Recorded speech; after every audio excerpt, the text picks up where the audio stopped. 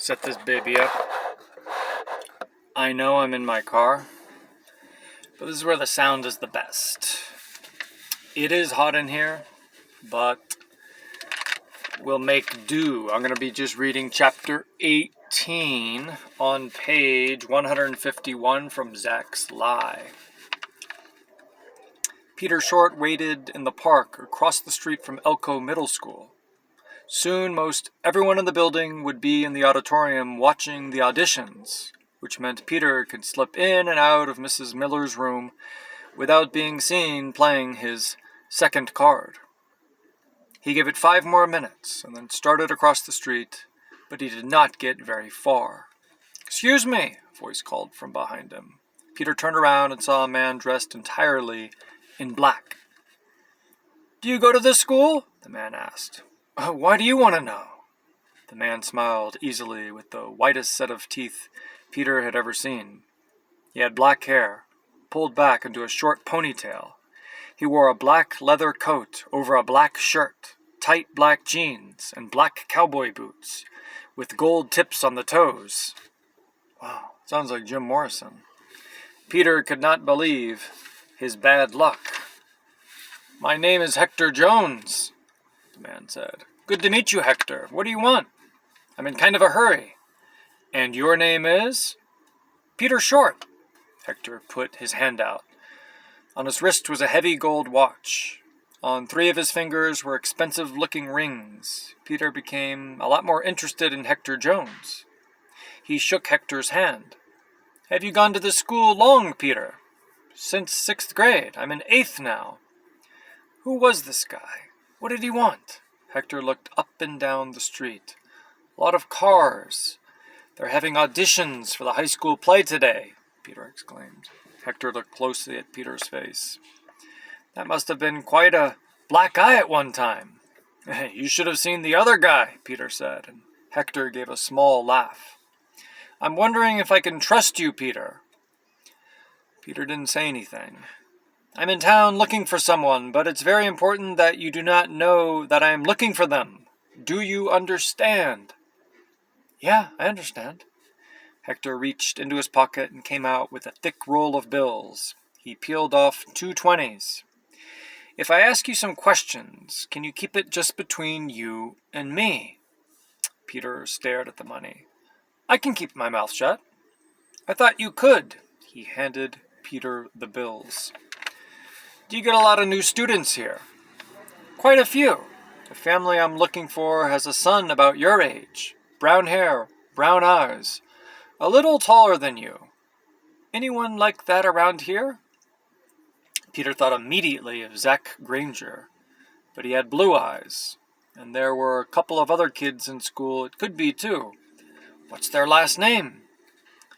They used to go by the name of Osborne, but I suspect they're no longer using that name."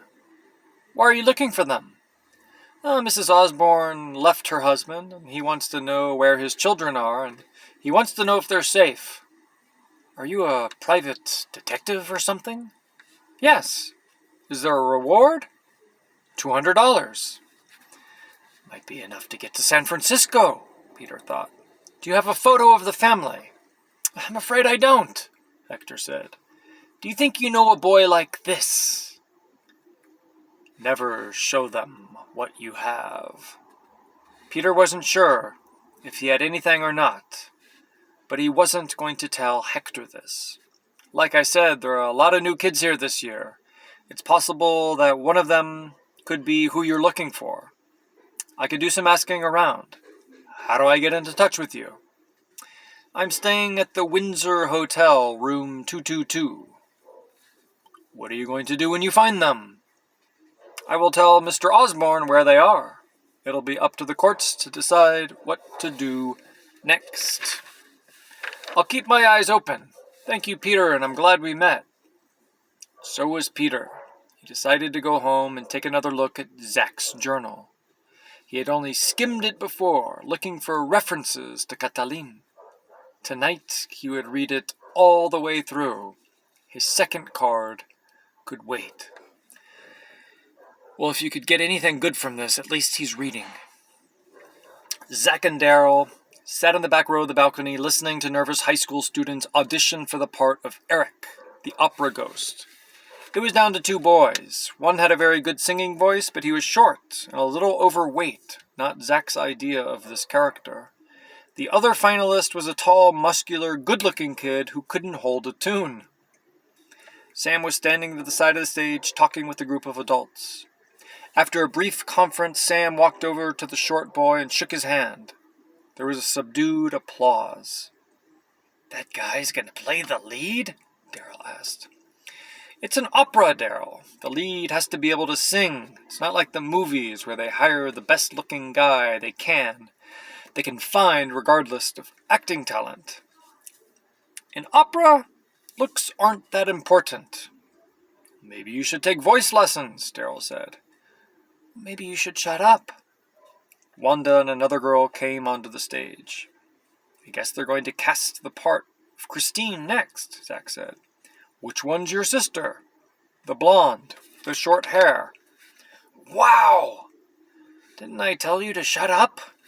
The people below took their seats and the first girl moved to her position on the center stage. A minute later, the Phantom walked onto the stage and stood next to her. "Who's in the Phantom costume?" Daryl asked. "Sam." Zach recognized the khaki pants beneath the black cape. The girl began to sing The Phantom. "She's pretty good," Daryl whispered. Zach nodded. The girl was surprisingly good. In their old school, Wanda didn't have much in the way of competition. Midway through the girl's song, the balcony door opened. "Get down!" Daryl hissed. They ducked below the seat backs and peered at the intruder through the gaps. He was dressed in black. In the dim light, Zach could not make out his features, but the ponytail was clear enough. The man glanced around the balcony for a moment and then found a seat 4 rows down from where they were hiding. Unfortunately, the man was now between them and the door.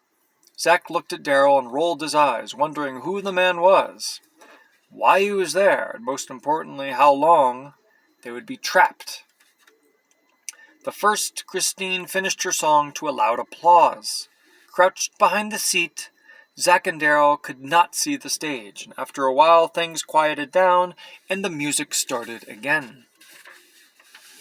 Wanda's voice literally filled the auditorium from her very first note. The man with the ponytail leaned forward in his seat. "Wow," Daryl whispered, and Zach nodded in agreement. We had heard Wanda sing the song a dozen times around the house, but it hadn't sounded anything like this.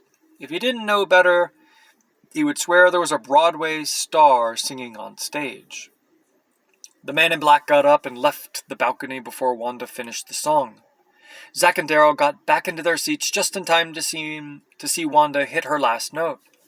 Zach had never been more proud of his sister.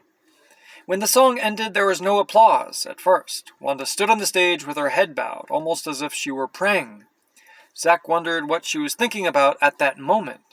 The Phantom stood a few feet away, just looking at her, as if he couldn't believe what he had just heard. Someone began clapping and was joined by others. Then everyone got up and gave Wanda a standing ovation. In his excitement over his sister's performance, Zach forgot about the man in black until he and Daryl were standing in front of his house. "What do you think that guy was doing in the balcony?" "Never seen him before," Daryl said. "Probably a parent, though. Snuck in for a look, like we did. I guess we didn't have to hide.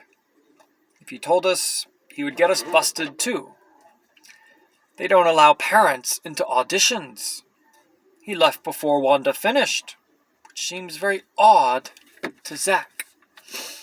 "He was probably the first girl's father," Daryl said. "As soon as he heard your sister, he knew that it was all over for his daughter. See you tomorrow." And Daryl continued down the block to his house. Zach's mother was in her bedroom, packing for her trip. "I've got good news," she said. "Mr. Sebesta would be delighted to have you as his weekend guest." Sam had already told him. "Thanks for letting me stay, Mom," she continued. "I asked him about this so-called scuffle you had at school." Uh-oh, Zach thought. "Seems that the other boy got a black eye out of the deal. Mr. Sebesta said it wasn't your fault, But at that moment, Wanda burst into the house announcing that she had gotten the part of Christine. I flubbed the song a little, but they gave it to me anyway. Wanda hadn't flubbed a note as far as Zach could tell. But he couldn't say anything because he wasn't supposed to have been there. That's wonderful, Zach's mom said. I'm so proud of you. She gave Wanda a hug. Zach wanted to talk to Wanda about Commander If he wasn't going to be able to get her alone. She spent the whole evening with their mother packing and talking about the play, the bookstore, and what they would do in L.A.